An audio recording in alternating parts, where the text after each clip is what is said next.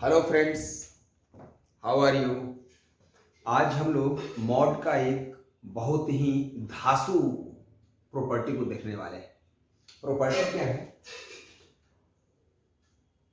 x plus y का जो mod होता है वो लेस देन और equal to mod x plus mod y होता है।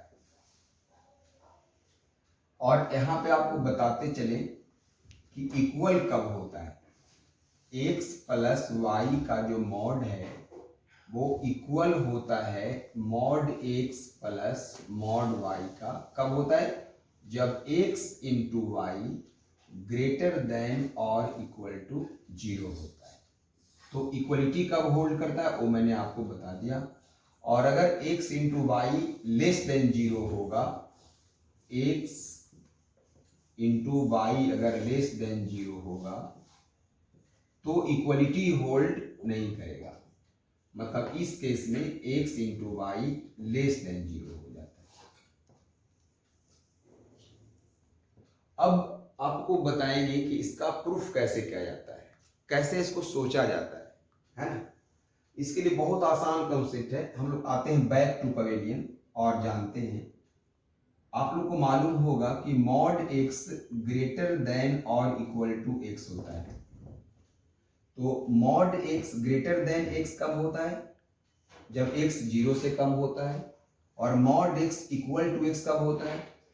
जब x greater than equal to 0 होता है। एक बार फिर से, mod x greater than x कब होता है? जब x लेस देन 0 होता है। और mod x equal to x कब होता है?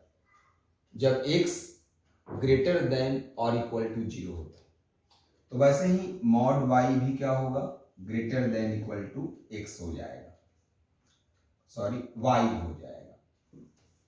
अब क्या करते हैं हम लोग? ये दोनों को मल्टीप्लाई कर देते हैं। a जो है वो इससे बड़ा है, a इससे बड़ा है, तो ये दोनों को मल्टीप्लाई कर देंगे mod x into mod y, तो वो भी x इंटू वाई से बड़ा हो जाएगा।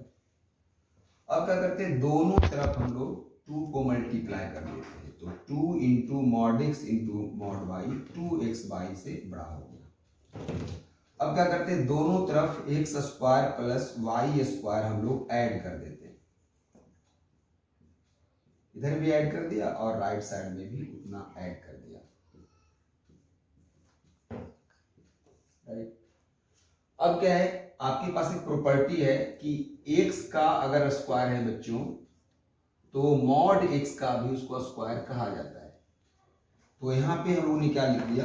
मॉड x का whole square plus mod y का whole square 2 into mod x into mod y greater than equal to, इसको हम लोगों ने लिख दिया a प्लस b का होल स्क्वायर यूज करके x प्लस y का होल स्क्वायर। और एक फॉर्मूला पे आ गया mod x plus mod y का whole square greater than equal to, इसको भी हम लोग मॉड में लिखना चाहें तो x प्लस वाई का मॉड का स्क्वायर, इसी प्रॉपर्टी से, क्योंकि अगर x स्क्वायर है तो x का मॉड का स्क्वायर भी लिखा जाता है। अब देखिए, ये जो क्वांटिटी है वो भी पॉजिटिव है और ये भी इसका स्क्वायर क्या हुआ, वो भी पॉजिटिव है। तो इस पॉजिटिव का स्क्वायर अगर ग्रेटर देन इक्वल टू इस पॉजिटिव के स्क्वायर से है, अगर दोनों का बेस पॉजिटिव है, तो स्क्वायर को हटा देने के बाद भी ये साइन चेंज नहीं होता है। यानी इसीलिए हम लोग लिख सकते हैं, यहाँ पे क्या लिख सकते हैं? Mod x plus mod y greater than और equal to x plus y का मॉडुलस। इसी को आप घुमा कर लिख दें तो क्या कह देंगे? x प्लस वाई का mod less than equal to mod x plus mod y. इस तरह से एक प्रूफ हो गया इस रिजल्ट का। अब आप सोच रहे होंगे कि ये इक्वल टू में ऐसा क्यों होता है?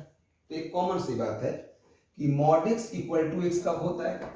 तो mod x equal to x आपका होता है जब x greater than equal to 0 होता है। वैसे ही mod y equal to y कब हो जाएगा? जब y greater than equal to 0 हो जाएगा। तो जब दोनों ही पॉजिटिव है तो दोनों का मल्टीप्लीकेशन भी क्या होगा? पॉजिटिव ही होगा। इसीलिए दोनों का मल्टीप्लीकेशन पॉजिटिव हो गया। और यहां से हम लोग एक बात कर सकते हैं कि अगर x into y greater than equal to 0 है तो x और y दोनों का साइन क्या होगा, सेम होगा। दोनों अगर निगेटिव है फिर भी प्रोडक्ट पॉजिटिव आ जाएगा, और दोनों अगर पॉजिटिव है फिर भी प्रोडक्ट पॉजिटिव आ जाएगा। तो अगर इक्वलिटी होल्ड कर रहा है तो आप इस कॉन्सेप्ट को यूज करेंगे तो आपके बहुत ही अच्छे से क्वेश्चन बन जाएंगे। और अगर इक्वलिटी होल्ड नहीं कर रहा है तो x इंटू वाई को आप लेस देन 0 लेंगे, मतलब x और y का साइन अगर अपोजिट लेंगे तो a आपका रिजल्ट सही हो जाएगा। तो हम लोग यहीं पे आज इसको रखते हैं, ब्रेक देते हैं। Thank you.